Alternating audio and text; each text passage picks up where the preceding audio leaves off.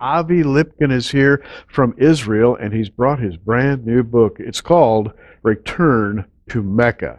And the title of this book, Return to Mecca, what could that possibly mean? And on the cover is a picture of a black cube. That's where the story starts. Avi, let's start right there. Yes. I believe that the Bible is a GPS. I believe that the Bible took place, a lot of it took place in Arabia. Actually, in most churches, Christians say to me, we know that Mount Sinai, the real Mount Sinai, is not in the Sinai Peninsula, but rather in northwest Saudi Arabia. It's called Jebel al-Lawz. I am the first Jew in the Jewish world who's coming to the rabbis and saying, the Torah is a GPS. Jethro, the high priest of Midian, I believe was the high priest of the Kaaba, the black stone, which is today in Mecca. There was no Mecca. It was just a black stone in those days. Our father's Jethro. He's Sheik of Midian. Moses was the son-in-law of Jethro. Moses was the understudy of Jethro for 40 years. And when Moses went to take the children of Israel out of slavery, he gave them the phylacteries, which they are to put on their forehead and on their left arm, as a sign from God that we are leaving the pyramid system of slavery in Egypt, and we're going to the cube system of freedom in Arabia. And it must be remembered that there was no Judaism in those days. There was no Christianity. There was no Islam. All people, including the Israelite slaves, were pagans. And of course, the golden calf, basically the children of Israel reverted to the gods that they had known in Egypt when Moses delayed coming back. So the purpose of this book is to show where exactly we were, and that 38 years at least of the Exodus was in Arabia. Moses, Aaron, Jethro were at the Kaaba, which is today Mecca. And when God says in Deuteronomy 11 that the borders of Israel will include the desert to the south, that desert is Arabia. Jethro was a cousin because Jethro's descended from Midian. Midian was one of the brothers of Isaac. So you have Ishmael, son of Hagar, and then you have the children of Keturah. So Midian is one of the children of Keturah. And from Midian, you go down to the next generation, which is Reuel or Raguel. And one of the names of Jethro in the Bible is Reuel. So he was probably, in the Middle East, many times people are named after grandfathers and great-grandfathers. You have come far. From Egypt. Across the desert, on foot. He who has no name surely guided your steps. No name. You Bedouins know the God of Abraham? Abraham is the father of many nations. We are the children of Ishmael, his firstborn. We are the obedient of God. I will dwell in this land. So Moses, when he had to flee Egypt after he killed the taskmaster who was beating the Jewish slave, the Israelite slave, he knew where he was going. He knew the geography. He was almost Pharaoh, so he had to know the geography. So he took the Israelites through the desert to what is today Nuweiba, on the eastern shore of the Red Sea of Sinai. That is where they crossed. And by the way, there's no archaeological proof at all of an exodus in the Sinai Peninsula. But there is tons of archaeological proof in the Arabian Peninsula. In the New Testament, chapter 4, verse 25 of Galatians, it says, that Mount Sinai and Hagar, which are in Arabia.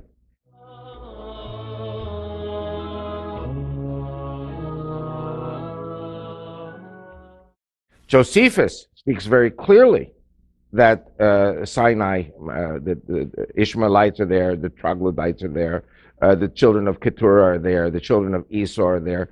Everybody is there, and they're all one family. And talk about the linkage between the Jews who wear phylacteries and this pilgrimage to Mecca. By the way, if Christians have ever come to Israel, so I'm talking now to the people who've been to Israel, they've seen it on the flight. Yes. Because when people are still snoozing, and the sun comes up as the plane is approaching Israel, you see the Orthodox Jewish men go to the back of the plane and they pray, and they put on the phylacteries. And this is a tradition that goes back 3,500 years. By the way, very important, and I learned this in the Jewish Theological Seminary, we studied the New Testament. Matthew 23, verse 5. Jesus is criticizing the Pharisees, and he says, for all their works they do to be seen of men. They make broad their phylacteries, and they enlarge the hems of their garments, or the tzitzit on their prayer shawls. And it's interesting indeed that today there are three types of phylactery. You have the size A, the size B, and the size C. And so what Jesus was saying was, he wasn't saying don't put on the phylacteries, which I'm sure Jesus did. What he was saying was that if you have the $200 phylactery, and you have the $400 phylactery, and you have the $600 phylactery, which is humongous, don't spend your money on $600 phylactery, spend it on the $200, and give the $400 to charity to feed the poor.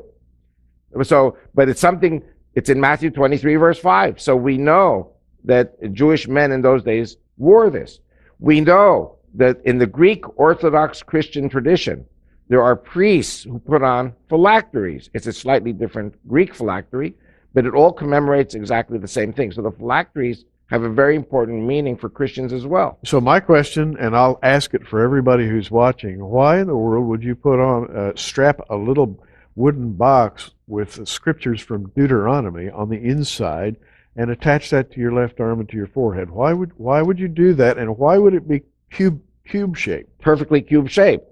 And so the contention in my book is that when Moses came to Pharaoh, and remember, Pharaoh was God.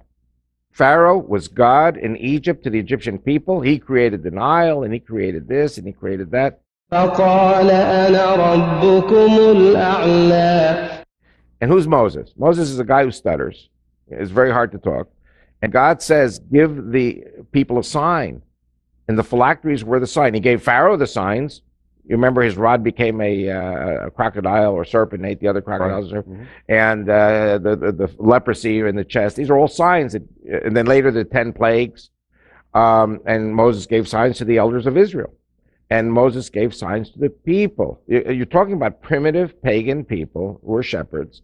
And they're saying to Moses, well, why should we listen to you? You know, and so this phylactery has 4 pouches, 4 parchments. The first 2 are Exodus 13. Then you have Deuteronomy 6 and Deuteronomy 11.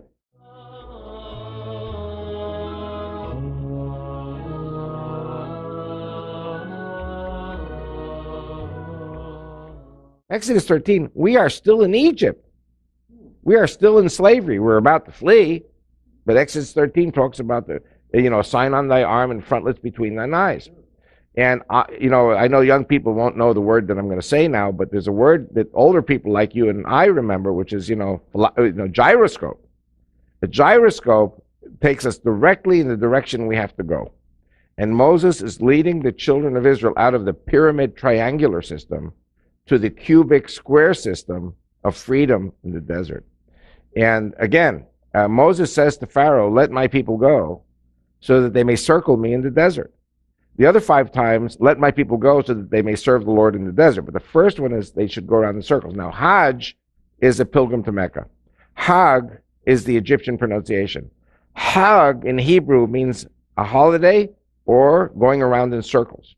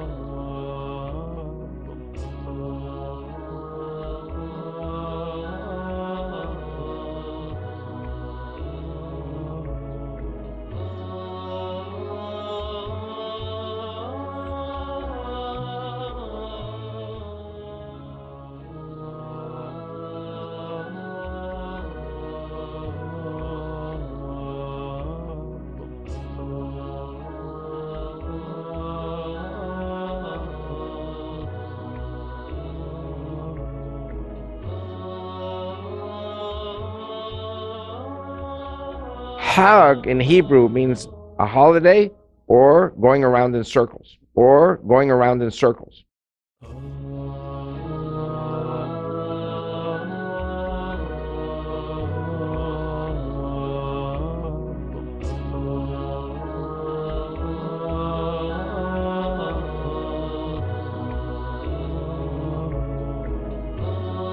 Or going around in circles, or going around in circles.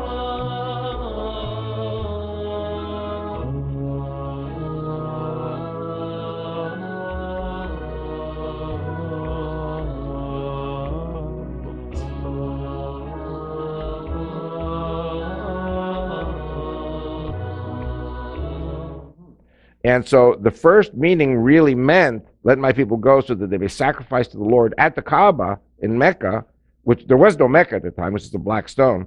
Jethro was the high priest. Moses was the understudy of the high priest.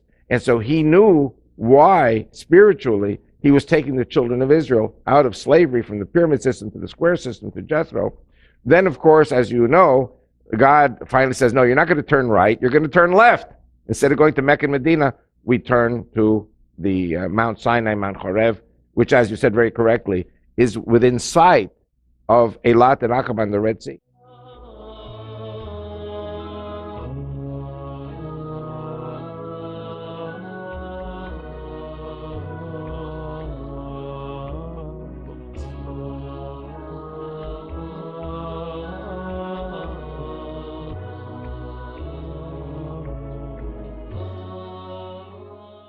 And by the way, my people, forgive me for being arrogant, are the Jews and the Christians together. Now, my contention through my book is, if we Judeo-Christians get Mecca and Medina, then we capture the flag, and it is the termination of Allah, who I say is Satan, and sending the devil to the pits of hell for 1,000 years.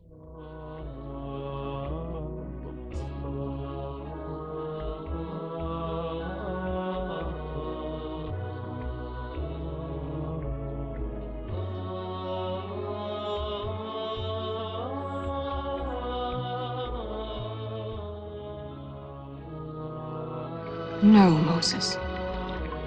We cannot see his whole purpose. Even Ishmael did not know that God drove him into the desert to be the father of a nation.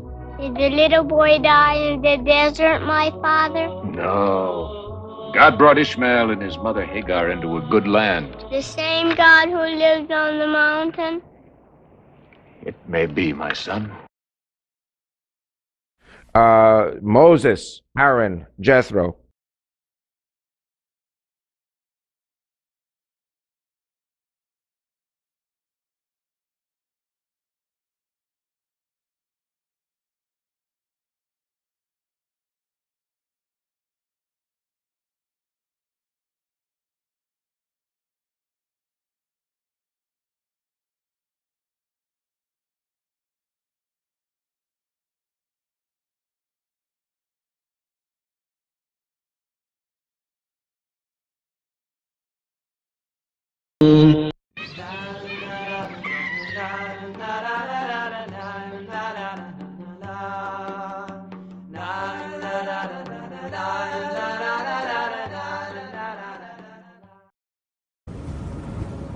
ربي زدني علما ربي زدني علما ربي زدني علما ربي زدني علما ربي زدني علما ربي زدني علما ربي زدني علما ربي زدني علما